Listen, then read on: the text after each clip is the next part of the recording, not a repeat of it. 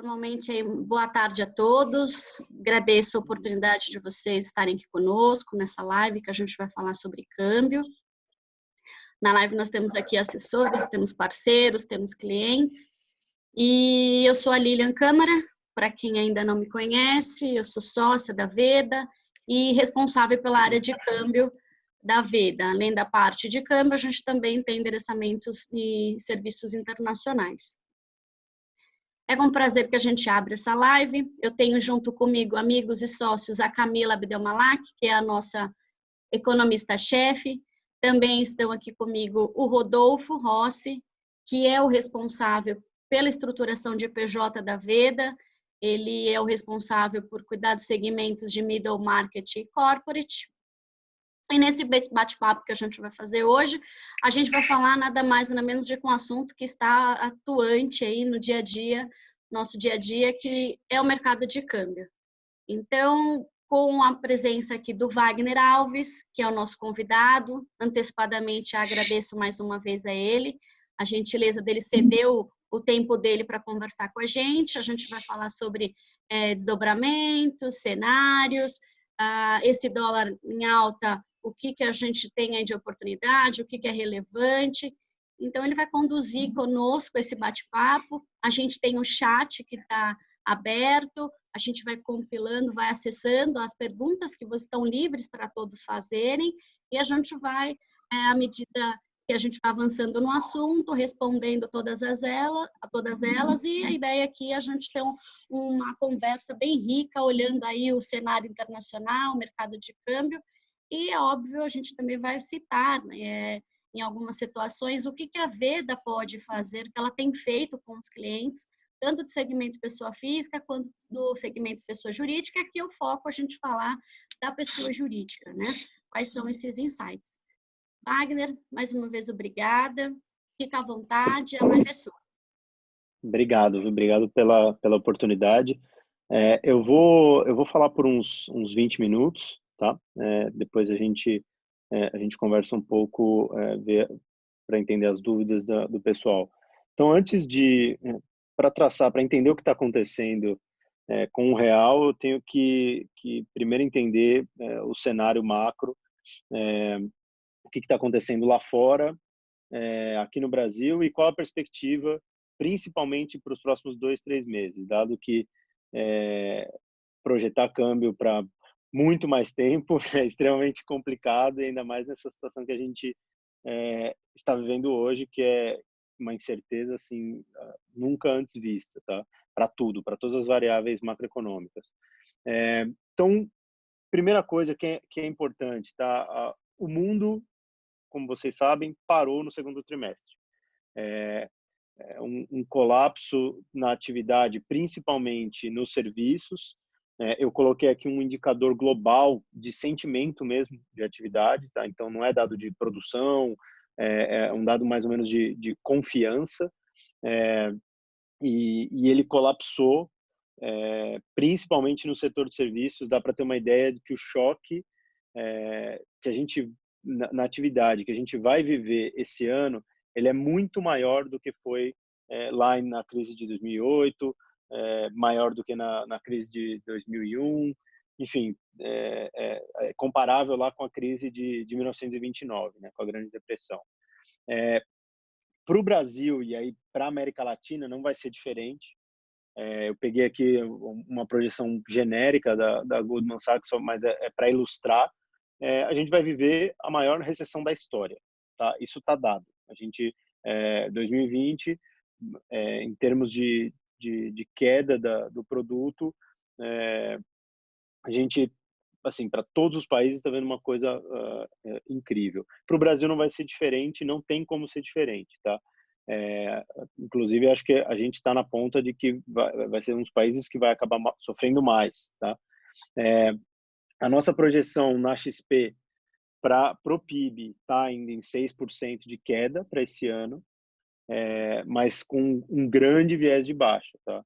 A gente, principalmente com o que eu vou mostrar mais daqui a alguns minutinhos, que eu vou mostrar na curva de casos, enfim, que eu vou falar sobre o que está acontecendo, é bem provável que a nossa que a queda do nosso produto seja pior do que 7 ou 8%, com o risco de queda acima de 10%, tá? Só para vocês terem uma ideia, a Itália, o PIB deve cair mais de 12%, Espanha também, então não seria atípico o Brasil cair em torno de 10%, tá? Algumas casas, inclusive, já estão com uma projeção mais ou menos nesse patamar, tá? Então, o que a gente consegue ver disso? Se eu passar. Todo mundo, a gente sabe que o PIB tem um choque gigantesco nesse segundo trimestre e 2020 vai ter uma queda absurda, e a trajetória de recuperação é o que vai levar e é o que vai importar para os mercados agora, tá? Então, os mercados sempre tentam se antecipar ao que vai acontecer nos fundamentos da economia. Por isso que lá em fevereiro e março, quando todo mundo viu que o vírus se espalhou da China para o resto do mundo e a solução encontrada era fechar a economia, a partir do momento que se espalhou para os outros países, não falou assim, todo mundo vai fechar, o mercado teve aquela forte correção, tanto em fevereiro como março. A partir de abril, a gente viu uma melhora no humor externo, bolsa lá fora, principalmente. Por quê? Porque a narrativa virou uma narrativa de agora a gente sabe que o buraco é muito grande, mas a gente vai melhorar daqui para frente. Por quê? Porque é isso que está acontecendo na China. A China começou a reabrir e a gente começou a olhar o que estava acontecendo lá e projetar o mesmo cenário para as economias, para as outras economias. Só uma coisa, nesse cenário de melhora do mercado que a gente viu em abril e em maio, ainda foi, apesar da melhora nas bolsas, ainda foi um mercado, um mundo de dólar forte, tá? E isso é importante. Por que foi um mundo de dólar forte? Porque, primeiro, a incerteza está muito grande, então todo mundo quer dólares. Segundo, você teve um colapso no comércio global. 70% do comércio global as transações são feitas em dólares. Então, dado que você não tem esse comércio mundial rodando no patamar que era para rodar, você tem uma escassez de dólares no mundo, porque tem menos dólares circulando. Tanto que o Banco Central americano criou algumas linhas especiais de liquidez para os bancos centrais de vários países, principalmente países emergentes, para justamente tentar solucionar esse problema de escassez de dólar. Aliviou, tá? Então, abril e maio, a gente viu um alívio desse dólar mais forte de fevereiro e março, mas ainda assim não foi um movimento de depreciação do dólar, da moeda americana. Ainda continuou mais ou menos de lado, tá? O que eu acho? Eu acho que essa incerteza ela ainda vai continuar elevada, por vários motivos, por exemplo, qual vai ser essa trajetória de retomada, que é o que eu estou mostrando nesse slide. Eu não acho, a gente fica uma discussão na mídia, nos jornais, enfim, vai ser recuperação em V, vai ser recuperação em U. Eu gosto muito desse exemplo, que a gente teve uma queda muito forte no ponto A, recupera para algum determinado no ponto B, e vejam que no gráfico eu não tenho o tempo ali. Por quê? Porque cada país vai demorar para chegar nesses pontos. E recuperar para o ponto C, que seria o mesmo patamar pré-vírus, dependendo do país, vai demorar muito tempo. Para o Brasil, eu acho que a gente só vai conseguir chegar lá, com sorte, em algum momento de 2022. Tá? Então, vai demorar essa recuperação para o patamar pré-crise, vai demorar um bom tempo. Então, dado que esse é o caminho da retomada, pelo menos, esse movimento ABC, e não U ou V, essa retomada na China, o que a gente pode usar de exemplo? A retomada na China. E olha só que interessante, quando você abre por setores, o lockdown na China, e foi um lockdown completo, e eu sempre comparo com a China, não só porque a gente tem mais dados, mas também porque eles foram um dos primeiros países que saíram do lockdown. Claro, né, começou lá o problema, e eu considero a China como o best case, porque eles realmente conseguiram controlar a doença, e estão reabrindo a economia de uma maneira bem rápida. Então, assim, os países que conseguirem chegar perto do que a China está fazendo vão provavelmente se dar bem. E mesmo assim, esse gráfico mostra como essa recuperação vai ser bem distinta entre os setores. Você pega setores de lazer, restaurante, estão nem 50% ainda do nível normal de atividade, tá? 60% para lojas na rua, para consumo. O que voltou primeiro foi trabalho, que não chegou nem a cair tanto assim, até pelo do que a gente está fazendo agora, do home office, como as lojas enfim, supermercados, farmácias, que ainda tem as pessoas precisam comer e não tem o consumo dessas lojas caiu bem menos. Ainda mesmo assim caiu, tá? Então a recuperação que a gente espera é algo desse tipo. A gente tem algumas atividades que não vão voltar tão rápido, vão demorar muito tempo. Por exemplo, viagem de negócios. O mundo vai ser diferente pós-Covid-19. Vai ser um mundo, as pessoas vão trabalhar mais em casa, enfim, vai ter, as consequências de médio e longo prazo para a economia mundial são significativas e grandes, tá? Agora, essa foi a retomada na China, que é o best case. O resto do mundo está começando a reabrir, tá? Por aqui a gente consegue ver que, por exemplo, Estados Unidos, o Japão, que teve uma queda bem menor no começo, eles conseguiram controlar sem fazer um fechamento muito rápido, sem fazer o lockdown, depois tiveram que apertar porque o número de casos estava subindo rápido. E aí a queda na atividade aconteceu depois. Mas mesmo assim é um caso bem sucedido. Itália está lá embaixo, a atividade assim foi um choque na atividade, o lockdown foi muito forte e por um bom tempo. O Brasil ficou ali no meio do caminho. A gente não fez lockdown na maioria das cidades, nas principais cidades, nas maiores, fez uma quarentena parcial e daqui a pouco eu já vou falar sobre isso. E agora o mundo está reabrindo. Então a gente, além da China, a gente tem que olhar para o que vai acontecer na Alemanha, na Áustria, na Dinamarca, enfim, tem vários países que estão reabrindo e todos mostrando um movimento similar, tá? Uma recuperação lenta e com uma diferença grande entre os setores, tá? E dado isso, e essa recuperação que eu acredito para o Brasil, a gente esse choque na atividade que a gente teve, e aí passando do resto do mundo especificamente para o que está acontecendo aqui no Brasil, ele na minha visão, um choque muito deflacionário, tá? Um choque muito deflacionário, não só porque as pessoas não conseguem sair de casa para ir para um restaurante, como também o choque que a gente tem em todos os indicadores de emprego. Eu não coloquei aqui, mas a taxa de desemprego no mundo inteiro explodiu, tá? Então, claro, é um processo que, dependendo do país, de como é o mercado de trabalho do país, tem uma velocidade diferente. Brasil vai ser mais lento, na Europa é um pouco mais lento, por quê? Porque o mercado de trabalho é um pouco mais rígido, mas a taxa de desemprego vai subir também. Nos Estados Unidos, que é um mercado de trabalho muito mais flexível, a taxa de desemprego já foi para 20% no primeiro mês, no mês de abril, tá? Então é impressionante a velocidade e o choque. Desemprego mais alto significa menos salário e não tem uma pressão bem menor para consumo. Então, essa inflação de salários, essa inflação no setor de serviços que a gente está acostumado a ver, isso não vai acontecer.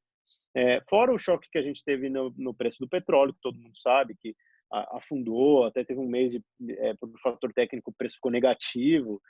Tudo isso é inflação para baixo. E no Brasil não é diferente, mesmo com o câmbio tendo toda a depreciação que a gente viu até agora.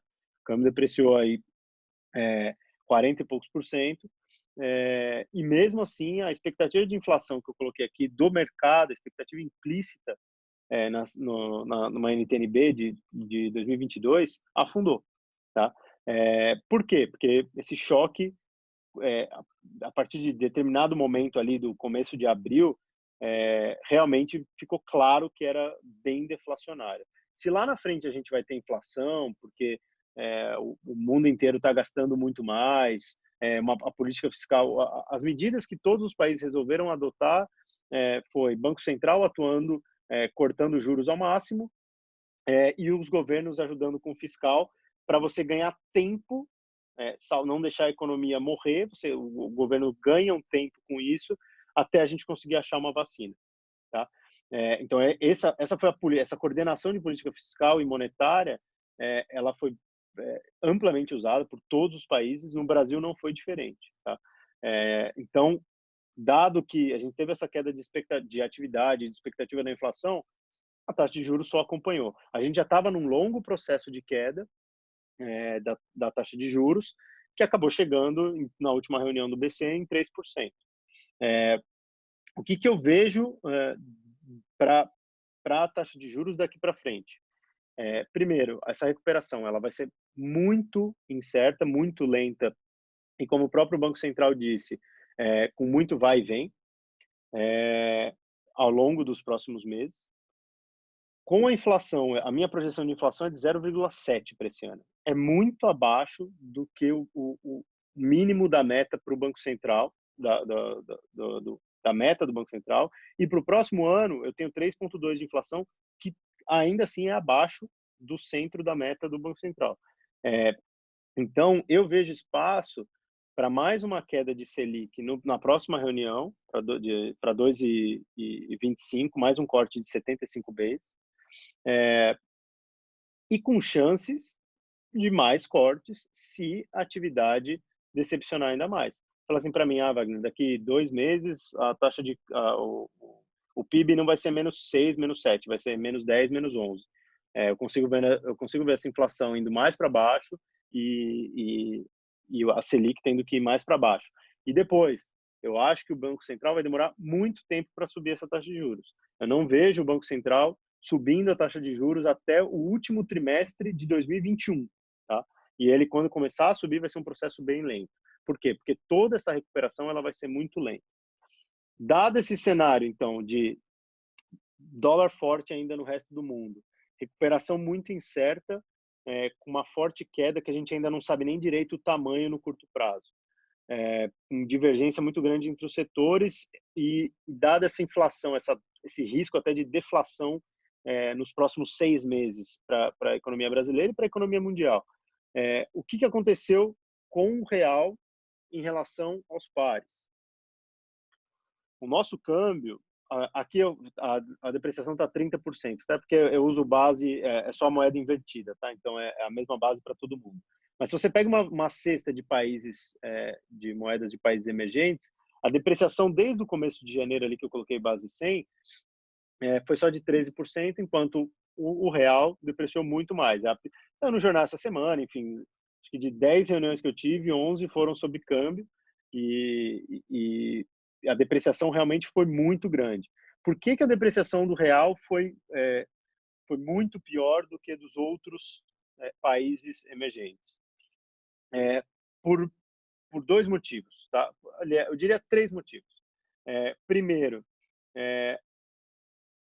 a nossa situação fiscal, o nosso ponto de partida da situação fiscal, ela é muito pior do que no resto do mundo, tá? Do que no resto do mundo emergente. Eu sempre estou comparando o Brasil com os países emergentes, tá? Dado esse choque inicial que a gente teve,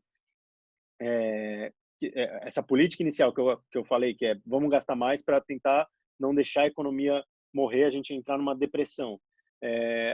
Esse gasto fiscal, essa percepção inicial de gasto fiscal muito maior e de trajetória de dívida bruta teve sim impacto na nossa moeda. Então esse foi o primeiro fator. Segundo fator, barulho político. Eu acho sim que o barulho político acaba sendo até o efeito dele sobre o câmbio, sobre toda a economia, eu acho que ele acaba sendo um pouco superestimado, tá? Eu acho que existe sim como existe um conflito aberto aí do governo com os jornais, existe então, eu acho que a impressão é que a gente lê o jornal todo dia e é o fim do mundo. Então acho que é um pouco superestimado, mas o principal falta um programa coerente entre governo federal e governos estaduais para combater o vírus. E aí a gente vai para o terceiro ponto que eu vou falar daqui para frente. O vírus. A nossa curva, ela é muito preocupante, tá? E esse vai ser o risco daqui para frente. Antes de passar para isso, é, eu mudei a ordem aqui. Só primeiro para mostrar o que aconteceu na preocupação, que eu falo de preocupação fiscal. A trajetória da dívida bruta do Brasil era uma e passou a ser outra. Nossa dívida vai atingir 100% do PIB, vai passar. E esse gráfico da esquerda mostra o tamanho do choque. Basicamente, o nosso déficit primário desse ano vai ser 10% do PIB ou mais. Quase 1 trilhão de rombo nas contas desse ano. Só que é um rombo que está sendo visto como permanente. E eu acho que ele já está dado. Então, meu ponto aqui é risco político. A gente acho que já está no preço. O risco fiscal também já entrou no preço. Eu não vejo gastos permanentes sendo criados agora, tá? Então, a gente vai ficar nessa discussão dos gastos temporários, pode aumentar um benefício temporário até o final do ano, enfim, isso já está dado para o mercado. Então, o mercado não vai piorar mais com isso. O que pode fazer o mercado piorar? E disso, mais um ponto. A nossa moeda, considerando o câmbio a 5,70, a nossa moeda, em termos reais, que é o jeito certo da gente comparar historicamente, ela já está no mesmo patamar do que a gente estava em 2004, tá? E a situação do Brasil, a situação macroeconômica do Brasil hoje é muito, tirando o fiscal, é muito melhor do que era em 2004, tá? Então, eu acho que muita coisa já está no preço aí desse câmbio a 5,70. Por que eu estou falando isso? A pergunta vai ser, esse câmbio pode ir muito mais para cima? Eu acho que o câmbio, que ele vai ficar rodando aí agora, por enquanto, nesses próximos 2, 3 meses, vai ser entre aí 5,70, 5,80 e 5,50. Claro, sempre você tem um overshootzinho para um lado ou para o outro, quando sai uma notícia ruim ou sai uma notícia muito boa, achou uma vacina, pode ter um overshoot para o outro lado, enfim. Mas eu acho que ele vai ficar rodando nesse range, dependendo do que está acontecendo lá fora, porque muita coisa já está no preço. O que pode fazer esse câmbio ir muito mais para cima? Você fala assim, vai bater lá 6,50, 7 em termos nominais, que seria mais ou menos o patamar lá de 2002. Para isso acontecer, eu vejo como seria alguma coisa do tipo, acabaram com o teto de gastos, criaram uma despesa permanente muito relevante agora. Eu não acho que isso vai acontecer agora, eu acho que esse é um risco para 2021. Tá? Então, eu estou falando do que eu acho que vai acontecer nos próximos 3 a 6 meses, aí, até o final do ano. Eu não acho que a gente vai ver despesas permanentes relevantes criadas agora. É um risco. Segundo risco, que esse é o de curto prazo mais importante. Número de casos. Tá? A curva do Brasil, quando a gente olha, ajusta as fatalidades, ajustado pelo tamanho da população, ainda está muito baixo. A figura ela é boa, só que a gente não tem que olhar assim, a gente tem que olhar a curva. Quando a gente olha a aceleração, e o Brasil, a nossa curva, ela está acelerando, ela é destaque ali, e a gente não está fletando a curva. Por que isso importa? Porque eu coloco aqui nesse gráfico a curva do Brasil comparada com 3 países da Europa que estão reabrindo a economia. Todos esses países começaram a reabrir as suas economias depois de pelo menos 3 semanas de queda constante no número de casos. Se a gente for esperar isso acontecer para o Brasil, a nossa reabertura, olha as curvas por estados. Cada estado, todos os estados estão com uma curva ainda ascendente. A gente não está em queda, tanto em mortes como no número de casos. Eu sempre coloco o número de mortes porque o Brasil é um dos países que menos testa. Tá? Então, é mais fácil olhar o número de mortes, é mais confiável. E aí a XP inclusive soltou, tem lá no portal, a gente soltou o pessoal fez um modelinho de estimativa do número de casos, e o nosso pico ele vai acontecer, se a gente estiver certo, ali na primeira semana de junho, tá? Se a gente for esperar 3 semanas para reabrir a economia depois da primeira ou segunda semana de junho, a gente está falando que a gente só vai começar a reabrir a economia no meio de julho para agosto. Aí a queda do PIB vai ser maior do que 10%, aí o risco de estressar ainda mais o fiscal vai aumentar, risco político vai estressar mais, enfim, a situação não vai ficar fácil. Nesse ponto, eu acho que hoje Então, isso não vai acontecer, tá? Inclusive, ontem a gente teve uma reunião com o secretário de saúde da cidade de São Paulo, Edson Aparecido, e ele foi bem claro, ele falou assim, a pressão da sociedade para a abertura está muito grande, aqui na cidade de São Paulo, não tem mais como segurar. Por isso que estão tentando fazer esse mega feriado, enfim. O que vai acontecer é a mesma coisa que está acontecendo em alguns estados americanos. Estão reabrindo a economia, mesmo em fases, coloca determinados setores abrindo, eles vão lançar algum plano para mostrar como vai ser essa reabertura. Só que a gente não sabe qual vai ser a reação. A gente não sabe se essa curva não vai desacelerar ou se essa curva vai ficar brincando ali no pico, com o risco da demanda por leitos que tem nesse gráfico aqui, essa estimativa, que ela vai bater no nosso pico aqui no começo de junho, vai chegar no limite da capacidade de leitos, tá? Pelo modelo. Então a gente vai ficar ali com bastante risco, e isso aqui é para Brasil, tá? Tem cidade que já estourou, tem cidade que ainda está bem tranquila. Então, esse aqui é um modelo genérico, cada cidade vai ter, infelizmente, cidades já estão em lockdown porque o sistema de saúde não aguentou. Mas olhando para o Brasil como um todo, o nosso maior risco hoje para a moeda no curto prazo, eu diria que é essa curva estourar e acontecer, por exemplo, o que aconteceu na Itália, do sistema de saúde não aguentar, ou se a gente for obrigado a fazer um lockdown em São Paulo, Rio de Janeiro, nas cidades maiores, que aí o custo econômico de tudo isso vai ser muito grande. O custo econômico e o custo de... Se acontecer isso, é porque realmente a situação humanitária, o sistema de saúde não aguentou e a situação é muito ruim. Então, eu acho que é isso, tá? Tem muita coisa... na parte macro, muita coisa já está precificada nesse câmbio aí a 5,70. E eu vejo como o maior risco para os próximos 6 meses, para os próximos 3 meses, perdão, a nossa curva sair de controle. Então, as próximas 2, 3 semanas serão bem importantes para a gente ver o que vai acontecer no país no terceiro trimestre. Se a gente vai caminhar para o que os outros países lá fora caminharam, que é uma lenta reabertura da economia. O tamanho, assim, quem vai as falências que vão acontecer, os danos de médio prazo, isso é outra história, e isso vai ter efeitos, já teve um efeito significativo nessa depreciação que a gente teve muito grande no ano, né? Então, acho que muita coisa, como eu falei, já está precificada. O problema é se tivermos novas surpresas negativas daqui para frente. Eu acho que, da minha parte, era isso. Eu gostaria de abrir para perguntas, até pelo tempo eu falei um pouco demais. Legal. A gente sabe que um dólar em alta, muitas vezes, ele para alguns setores, como exportadores, e a gente vê, né, acompanha, principalmente o setor do agro, eles estão navegando bem, né? Estão surfando bem essa oportunidade. Por outro lado, a gente tem outros setores, outros segmentos, que até você já colocou aí na sua fala, que eles vão ter, já estão no momento já de penalização, né, por conta até da quarentena e também de um dólar muito apreciado. O que você entende aí de segmentos dentro do que a gente tem de cenário que você, até o Rodolfo pode até falar melhor, que é da parte de que ele é o responsável por área de PJ, toda essa dificuldade que a gente tem. Sabemos já alguns setores que já são penalizados, mas você entende desses setores que são penalizados, em que momento que eles vão poder, de fato, ter uma retomada gradual? O que vocês aí na tesouraria da XP, o que vocês estão vendo, né, sobre esse Olha, cenário?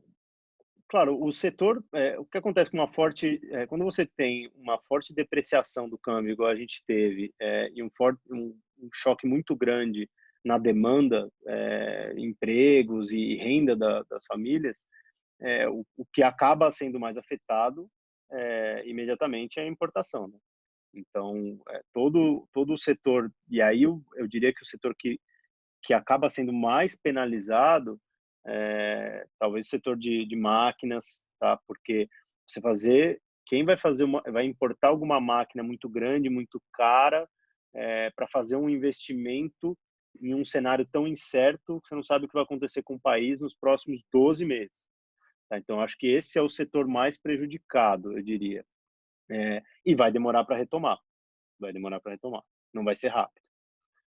Os setores que estão bem são os setores exportadores de commodities, principalmente, né? Então, isso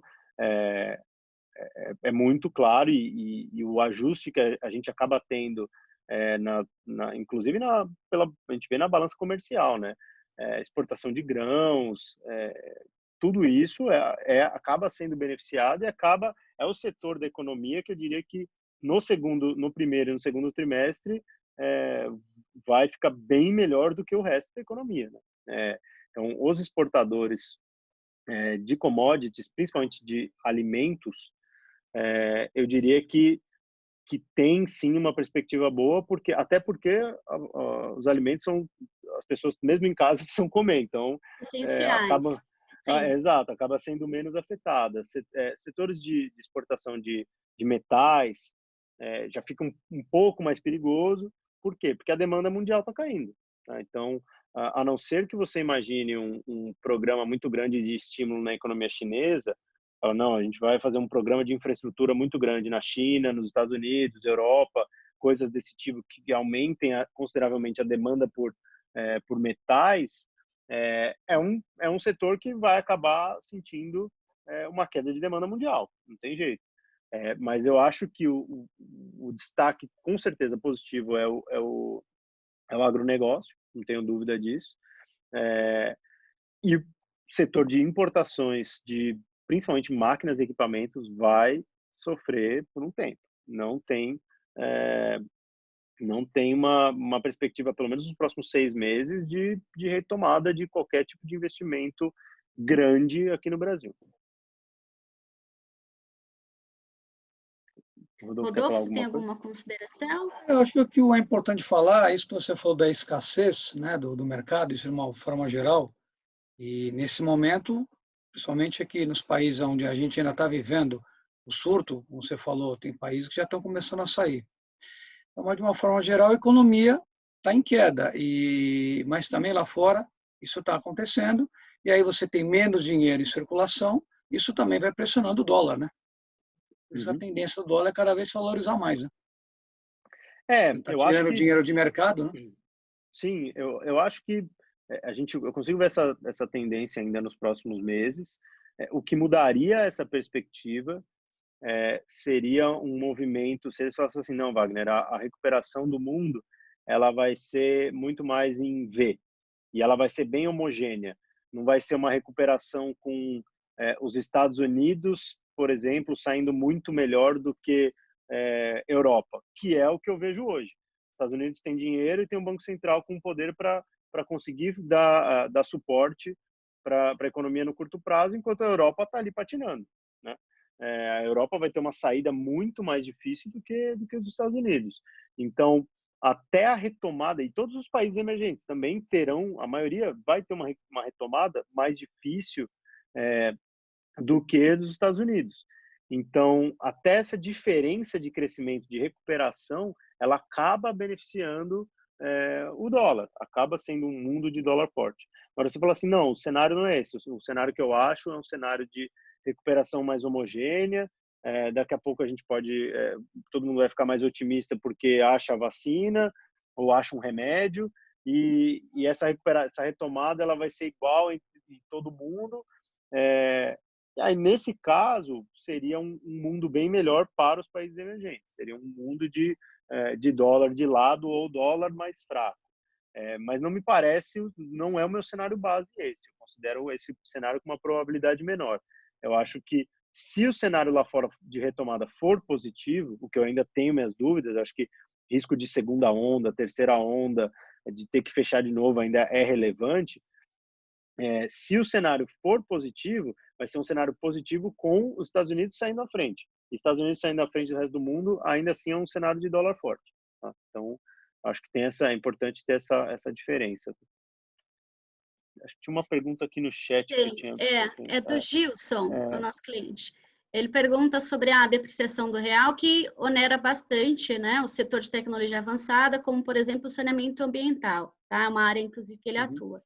Então, não sei se está conseguindo, você está lendo a pergunta? Sim, Não, né? Tá? Legal. Então, consegui ver aqui.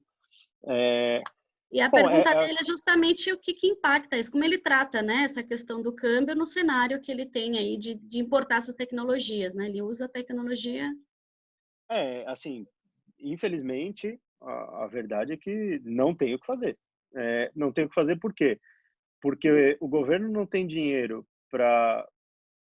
já não tinha dinheiro para gastar antes, e agora todo o dinheiro que eles estão gastando vai ser um dinheiro gasto para sustentar principalmente as famílias de mais baixa renda.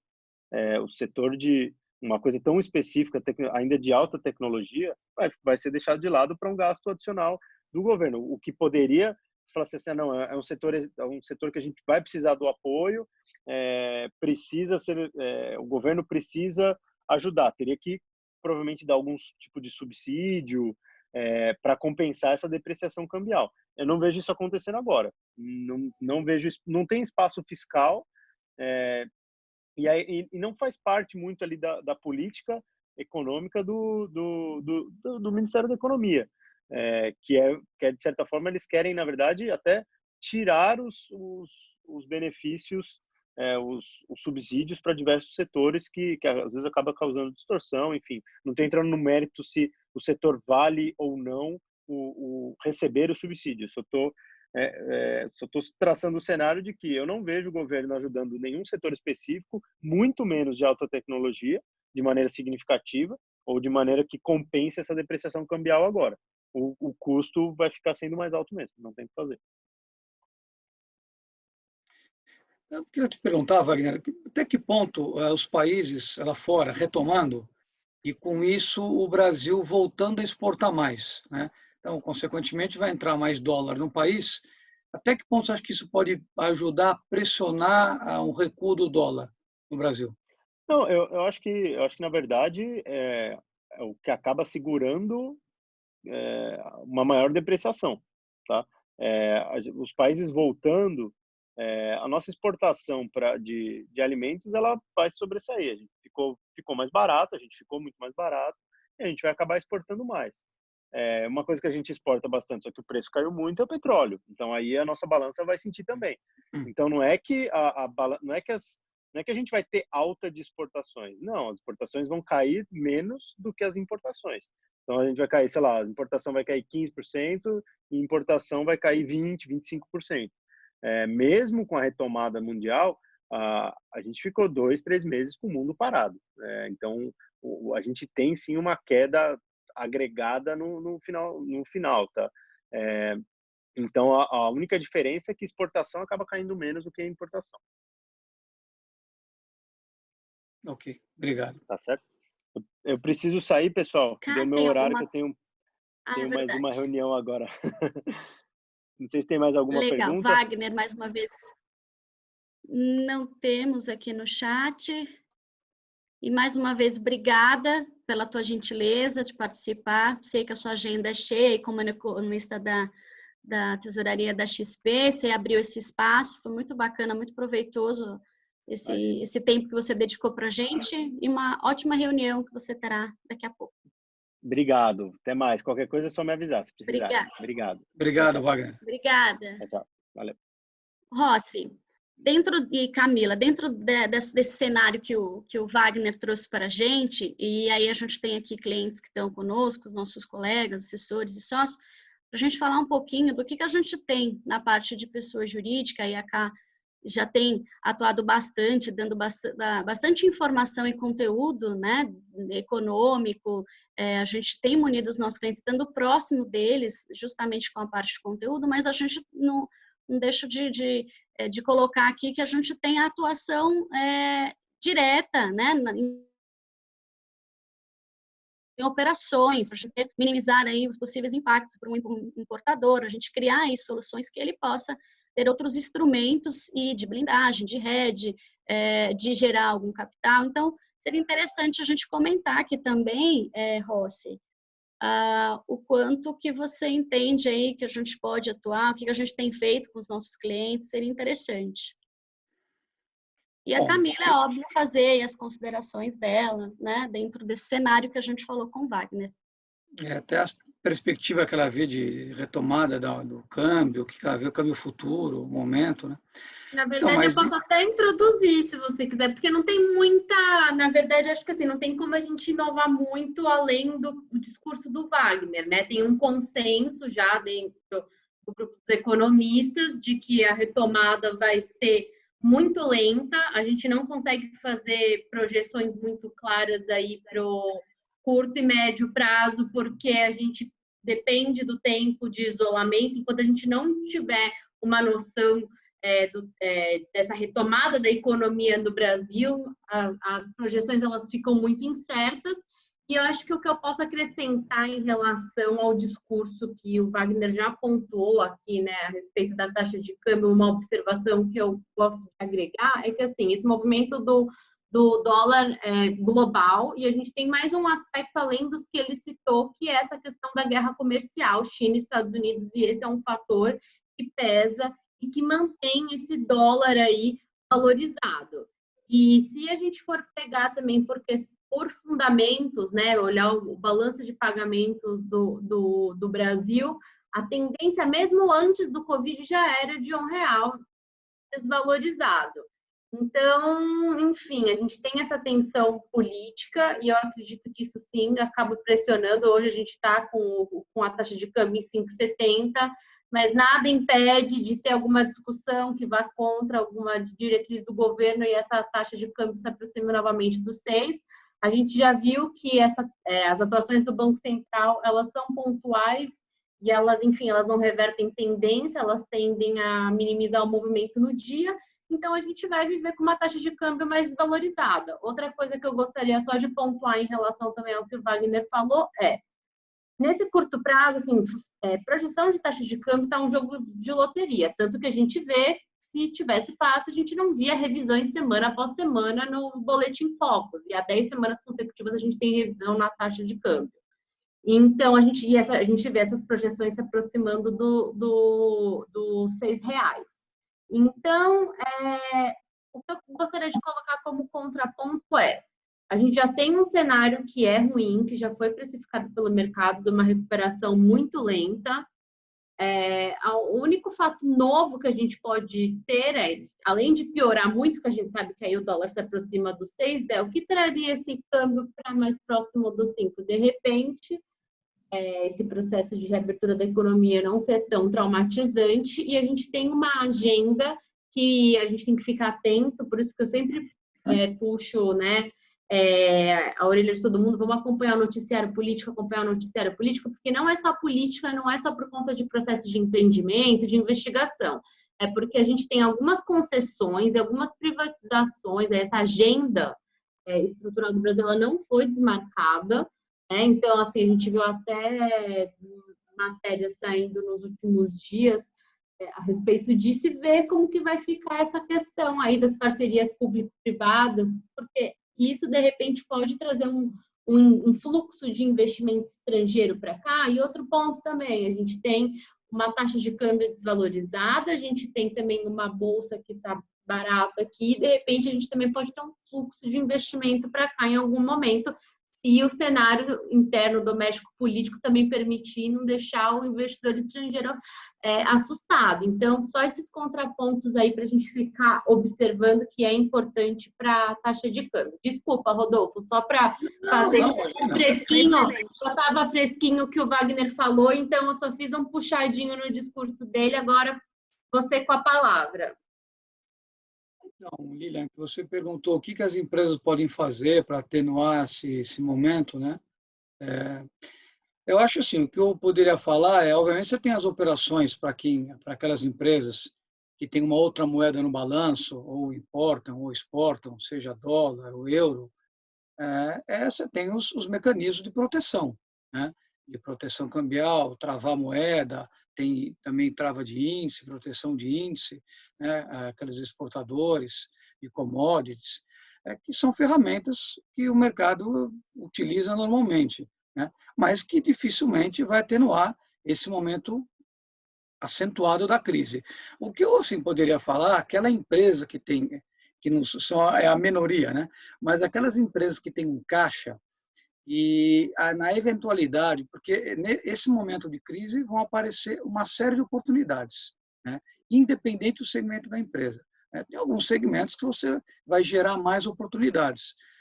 Com esse momento em queda, tem muitas empresas que o preço dela vão cair, vão ter uma depreciação, então você tem a oportunidade de uma compra de um concorrente, né? Ou uma oportunidade de compra de um ponto. Então, vão surgir oportunidades, compra de um empreendimento para um edifício, um empreendimento residencial. Então, você vai gerar queda de preço e oportunidades vão surgir.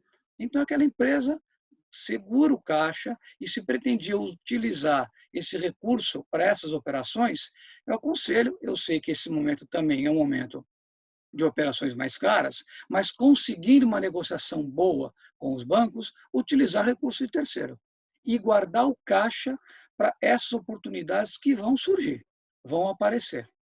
Acho que essa é uma grande recomendação. Com certeza. E na parte de câmbio, né, lembrando, a gente tem as melhores taxas, a gente é bem competitivo e a gente faz nós temos assessorado bastante os nossos clientes e esse é o importante também, né, esse consultivo que a gente tem, essa abertura e transfere isso para os nossos clientes, e câmbio é uma realidade para os nossos clientes, são importadores e exportadores. Então, o fechamento, de fato, é uma consequência, mas a gente faz toda uma atuação antes, e deixá-los bem amparados. O objetivo principal aqui era, de fato, a gente ter esse bate-papo um pouquinho mais voltado para a parte econômica, não falar muito, né, no detalhe de produtos, mas nossos clientes sabem, e a gente tem essa abertura para atender desde os fechamentos, como qualquer instrumento de hedge, né, de proteção, de arbitragem, de financiamento, importação, exportação, a gente tem essa abertura. Bom, a gente está chegando perto aí da finalização da live, não temos mais nenhuma pergunta, o Gilson fez a contribuição dele, e eu acredito que, se vocês tiverem algumas considerações finais, a gente pode encerrar a nossa live e ficar à disposição, né, dos nossos clientes, como já estamos. Tem os nossos contatos, tem o nosso Instagram, e-mail, telefones. Estamos aqui para o que der e vier. É isso aí. Obrigado a todos. Obrigada, gente. Até mais. Boa tarde. Tchau.